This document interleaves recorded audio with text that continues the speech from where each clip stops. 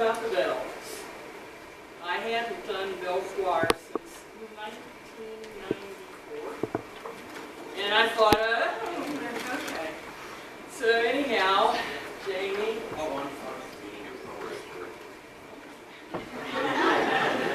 That's a scary thought.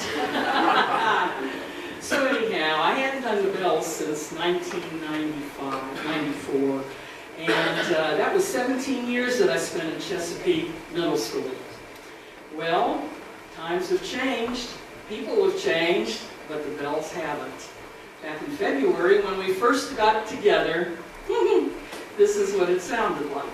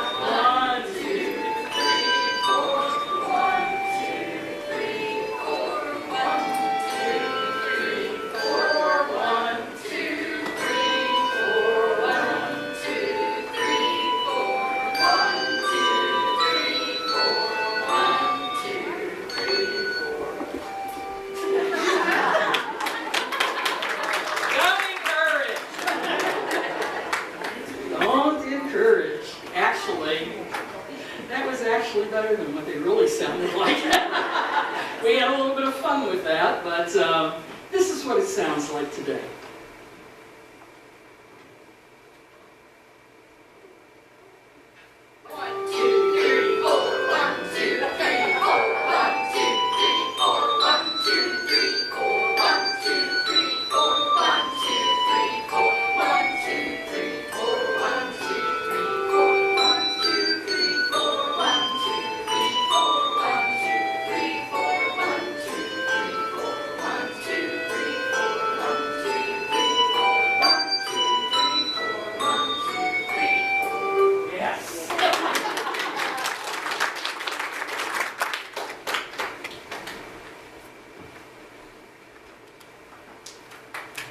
While they're moving to the position that they will be ringing from, I will tell you a little bit about bells. You all remember Martha Williams. Bless her heart. Lisa Oberle. Where are you, Lisa? Lisa was the first bell choir director. And unfortunately, she moved to Colorado. And Marge Williams stepped up to the plate and hit a home run with the bells. Well, we all know Marge had to leave. And we keep her in our thoughts and prayers all the time. And every time we ring the bells, we thank her.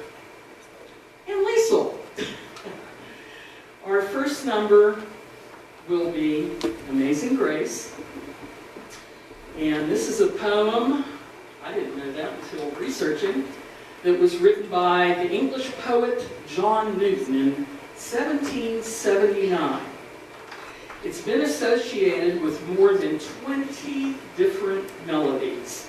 The version that we are playing is associated with the Virginia hymnal of 1835. We have our own Amazing Grace. Her name is Betty Gwynn. And Betty will be joining us in a couple of minutes.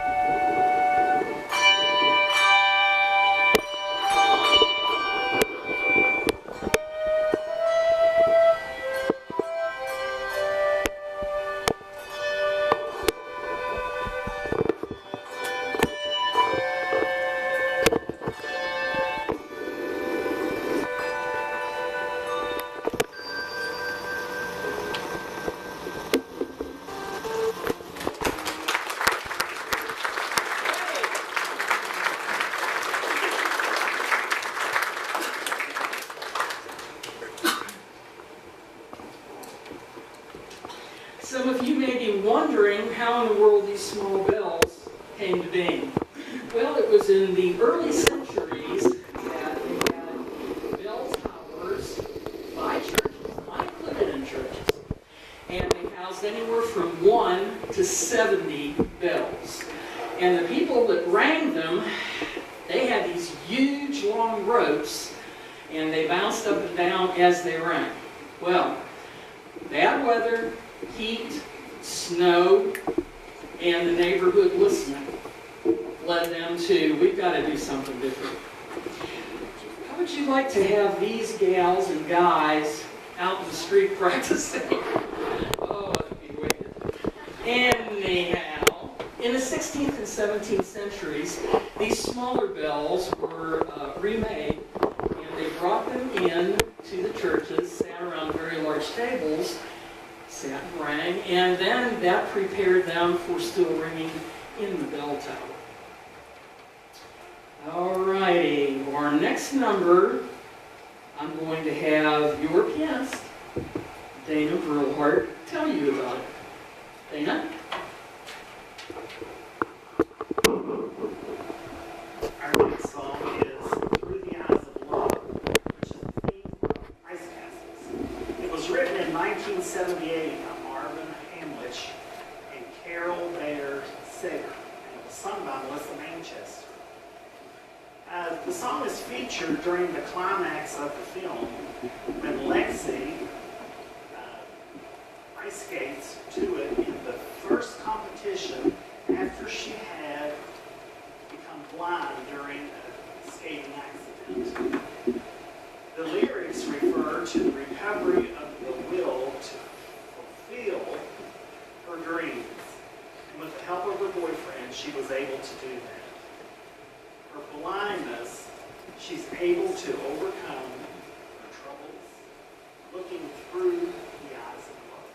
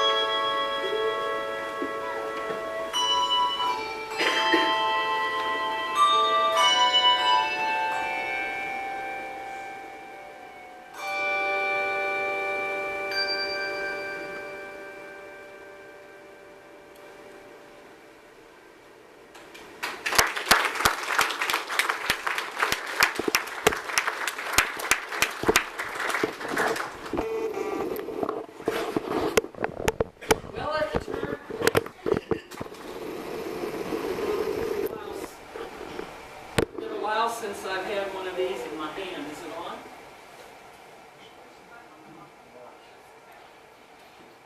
Yeah. At the turn of the century, the 20th century, handbells crossed over the Atlantic Ocean to our New England area. In 1947, the first handbell choir was adopted in New York City. Now we have ringers of all ages in many of the churches and many of our schools. We're very grateful. Now I'm going to have the ringers introduce themselves for you. Josiah Baker.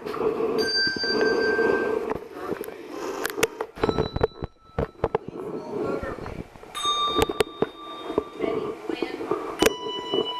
Dick Gilpin. Mary Dixon. Marley Dixon. Karen Bassett. Jamie Webster. Leanne Martin.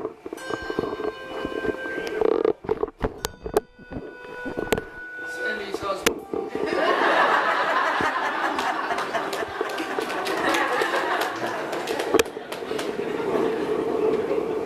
What can I say? I'm going to come down here now, and some of these people you may not know. We have father and son.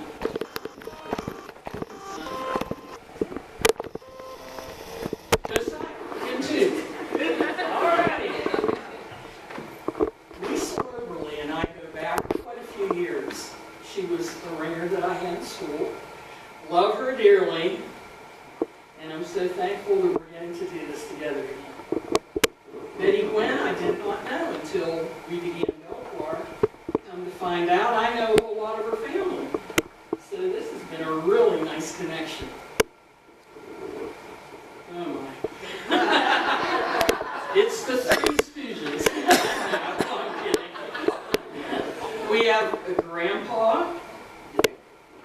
We have daughter, Carrie. And Carrie is a former ringer with me too. And then we have granddaughter, Marley. And love them to death. Like I said, they come in all ages. I should tell you, Marley's really not this tall. Her mommy stole the box. It's supposed to be with the drinking fountain. Said, Kay, we need to see her.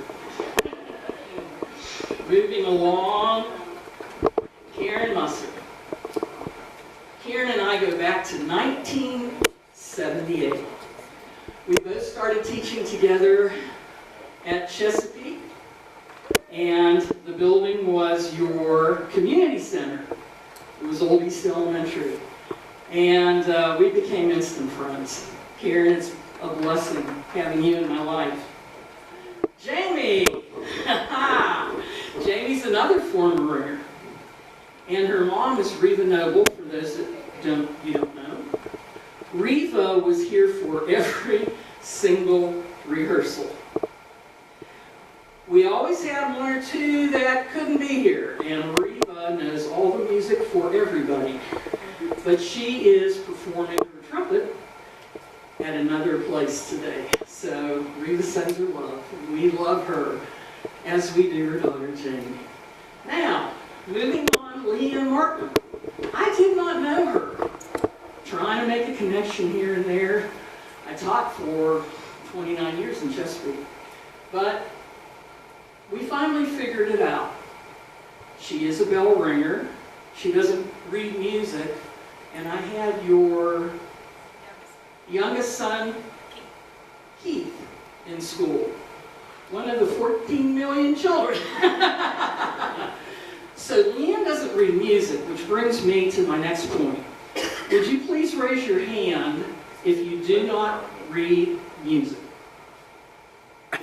Isn't that incredible? I thank you from the bottom of my heart. You're doing fabulous. Then we come to your notorious pianist, Dana, real heart. Love you to death. I want her over. She wants to put her on Facebook. Wait a minute, I thought that request first came from you. And last last but certainly not least, I couldn't ask for a more wonderful man in my life. Dr. Richard Lemke, turn around. Okay, in case you say you recognize him, this is the direction you would have seen, and Jane Maudlin's sitting there laughing because she knows. You can turn back around now. He used to be in charge of music and the bands over at Marshall University, and I thank you very much. This is a new challenge for him. Thank you all.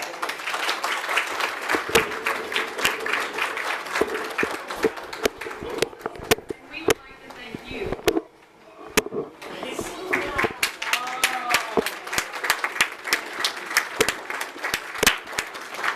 Thank you all. God has blessed all of us, especially me, very, very much. Love you guys.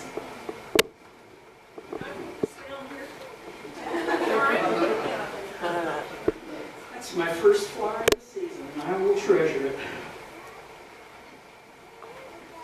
Well, we're on to our last number.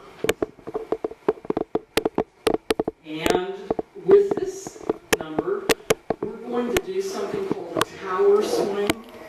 So they're going to introduce what a tower swing is before we get started on Bells for Easter.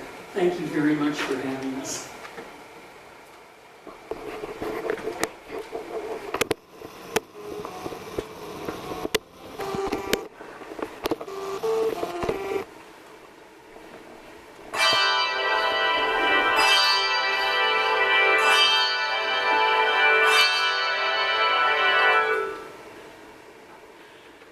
That's what it sounds like, very disorganized.